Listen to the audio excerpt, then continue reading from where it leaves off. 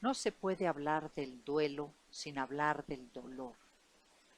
El dolor es parte de la experiencia humana, indivisible del nacer y del morir. La moneda de la vida tiene dos caras, que es el dolor y el placer, y este es el compás que nos protege contra el riesgo y nos atrae hacia la felicidad. En el paso de la vida hacia la muerte, dejamos ir el espíritu y renacemos en otra dimensión. Para poder entender la compleja respuesta ante el duelo, podemos utilizar un modelo integral que describe al mundo externo y lo diferencia de la vivencia de un mundo interno.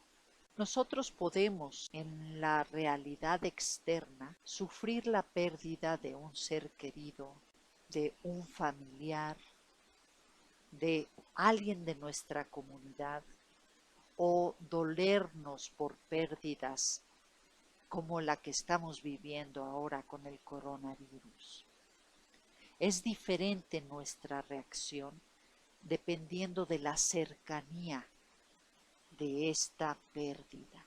Hacia el interior, nuestra vivencia tiene varias dimensiones. Una es física, una es sentimental, una es racional, una es emocional y una es espiritual. A nivel físico, la respuesta es mecánica, es un reflejo eléctrico que recorre el cuerpo para alertar al cerebro sobre algún riesgo. Recordemos que tenemos tres respuestas básicas. Una corresponde al cerebro reptiliano, más antiguo en la evolución del cerebro. Una es la respuesta mamífera, que es emocional, y otra es nuestra respuesta racional o cognitiva, propia de la neocorteza cerebral. A nivel sentimental, nuestros cinco sentidos responden a lo que perciben en el mundo exterior. Es una respuesta eléctrica que nos alerta sobre algo que estamos viviendo en el mundo exterior. A nivel cognitivo, vemos que estos patrones eléctricos forman mapas de asociación a partir de la unidad de memoria que se guarda en diferentes neuronas. Este MEM, como se le dice a esta unidad de memoria, crea patrones de asociación que son los que nos hacen darle significado al duelo. A nivel emocional, se disparan neurotransmisores que nos excitan con el sistema simpático o nos deprimen con el sistema parasimpático. Estas respuestas son químicas y son las que nos excitan y nos dan una respuesta emotiva. A nivel espiritual, es la significación que damos a los hechos en base a estos patrones mentales, pero que siempre buscan un significado abstracto que puede darle un entendimiento a aquello que no se entiende, como la pérdida de la vida. El duelo, entonces, puede vivirse como dolor a nivel físico, tristeza a nivel sentimental, aflicción a nivel racional, sufrimiento a nivel emocional o desolación a nivel espiritual. Es esta experiencia interior que responde a una pérdida. Ahora, ¿cuántos tipos de duelo hay? a lo largo de la línea del tiempo, podemos vivirlo de forma anticipada, de forma crónica, de forma ausente o retardada, de forma inhibida o congelada. Puede ser una distorsión o exageración o un duelo psiquiátrico. El duelo anticipado es aquel que se anticipa a una pérdida irremediable por una enfermedad crónica o terminal. El duelo ausente o retardado es aquella negación que trata de evadir el dolor de una pérdida. Puede manifestarse como ansiedad crónica. El duelo congelado o inhibido es aquel dolor que posponemos con la dificultad de poderlo expresar en el momento en que ocurre. Es frecuente en la gente pragmática que resuelve la logística de una pérdida, pero no se permite doler. El duelo distorsionado es aquella reacción desproporcionada ante una pérdida, donde se magnifica el dolor sin trabajar esa fortaleza interna que se requiere para lidiar con una pérdida. El duelo exagerado o eufórico maneja un dolor que se manifiesta o como reacción intensificada o como una negación de la muerte, o se acepta la muerte y se le manipula en favor y beneficio personal. El duelo crónico es aquel que venimos arrastrando durante varios años. Es un estado interior de desesperanza que nos mantiene anclado al pasado. El duelo psiquiátrico destapa una patología previa con trastornos psiquiátricos que requieren de apoyo profesional. Puede manifestarse con histeria, obsesión o manía. El reto en el acompañamiento del duelo es que nos confronta a nuestra propia muerte y nos introduce en la espiral interior del dolor.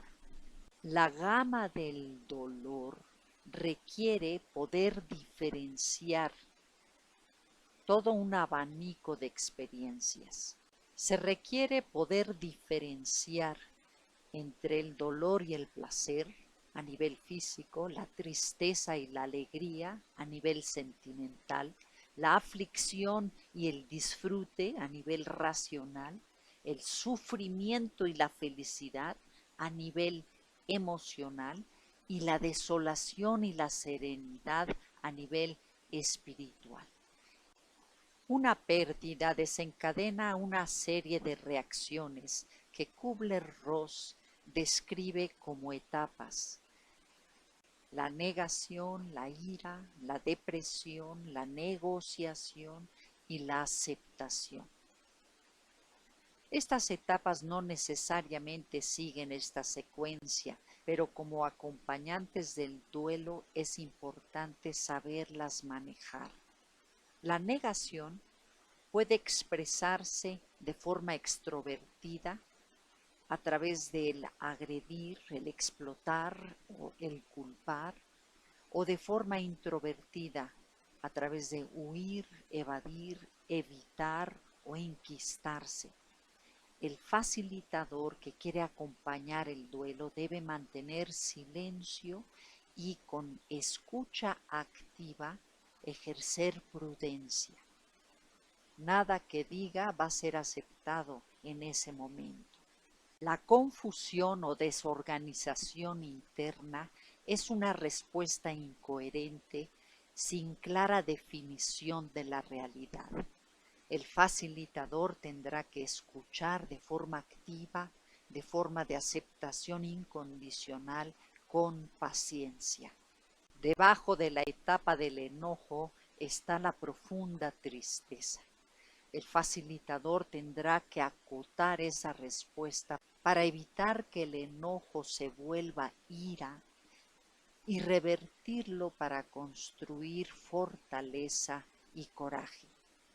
Al tocar el fondo del dolor, se cae en la soledad, que requiere de una etapa y de un espacio de aislamiento para poder vivir la intimidad del duelo. El facilitador tendrá que evitar que el doliente caiga en actividades autodestructivas. El alivio es la etapa de acercamiento al sosiego y a la serenidad. El facilitador da permiso para sentir alivio y felicidad. Finalmente se llega a una etapa de reestablecimiento con apertura a la nueva realidad. El facilitador ayuda a aceptar esta nueva condición, evitando saturar la agenda con expectativas compensatorias. El manejo del duelo en niños requiere entender que un niño de 2 años aún no tiene el concepto abstracto de la muerte y aunque percibe la separación de la persona fallecida, responde más bien al contexto emocional que lo rodea. De los 4 a los 6 años, la comprensión limitada de la muerte puede dar la falsa expectativa de que regrese el fallecido. Puede haber regresión con pérdida del control de esfínteres.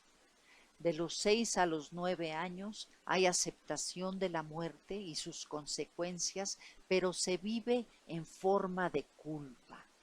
La pérdida de un ser querido requiere cerrar círculos. Para ello se pueden realizar rituales de cierre a través de la palabra, externando lo que se siente, a través de imágenes, revisando fotografías, a través de la escritura, escribiendo las vivencias, o con ceremonias de despedida o memoriales en forma religiosa o simbólica. El acompañamiento en el duelo es una oportunidad de latir al mismo ritmo del corazón de otro.